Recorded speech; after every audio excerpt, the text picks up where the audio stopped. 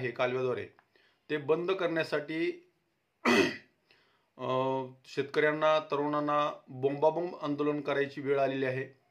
काल उजनी धरणावर पाणी बंद करण्यासाठी ठाकरे युवा सेनेचे जिल्हा अध्यक्ष जिल्हा प्रमुख गणेश इंगळे, परत सचिन बागल, किशोर देशमुख, अशोक माने, सोमनाथ ढवळे यांनी उजनी धरणावर बोंबाबोंब आंदोलन केलं आणि आपलं जे उजनी धरणातून जे पाणी जात आहे वाया ते पाणी बंद करण्यासाठी बोंबाबोंब करण्याची वेळ आपल्यावर आलेली आहे आणि परत पुढं ह्या अयोग्य नियोजनामुळं पाण्यासाठी आपल्याला परत बोंबाबोंब करावं लागणार आहे।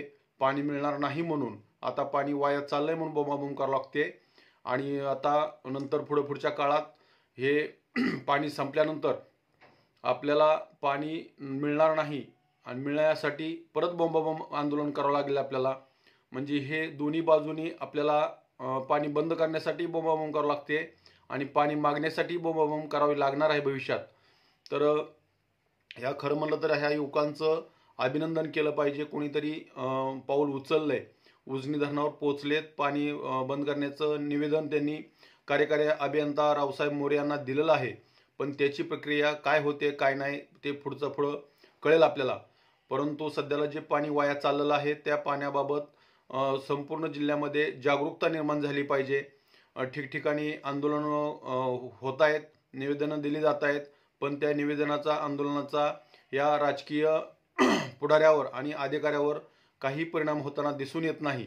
तर सकाळी आज 6 वाजता उजनी धरणाची स्थिती अशी आहे, एकूण पाणी पातळी 492.340 आणि एकूण पाणी साठा हा 2077.91 दशलक्ष घनमीटर अर्थात 73.31 TMC।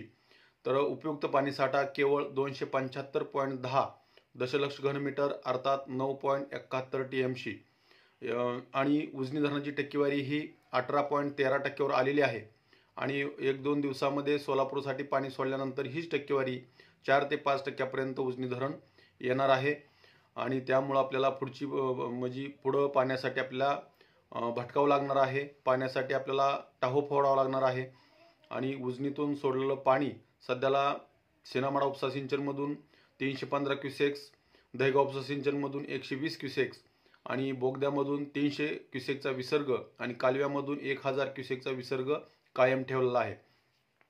काल झालेल्या बोंबाबोंब आंदोलनाची काही व्हिडिओ काही फोटो आपल्याला दाखवत आहे। खरं तर ही पूर्ण जिल्ह्याने याची दखल घेण्याची गरज आहे, संपूर्ण शेतकऱ्यांनी यावर विचार करण्याची वेळ आली आहे। तर काही दृश्य आपल्याला दाखवतोय, दिसतील त्यांनी कसं आंदोलन केलं काय केलं। तर अशाच उजनीच्या ताज्या घडामोडीसाठी ताज्या अपडेटसाठी आपल्या उजनी धरण अपडेट न्यूज चॅनलला लाईक करा, सबस्क्राईब करा, शेअर करा।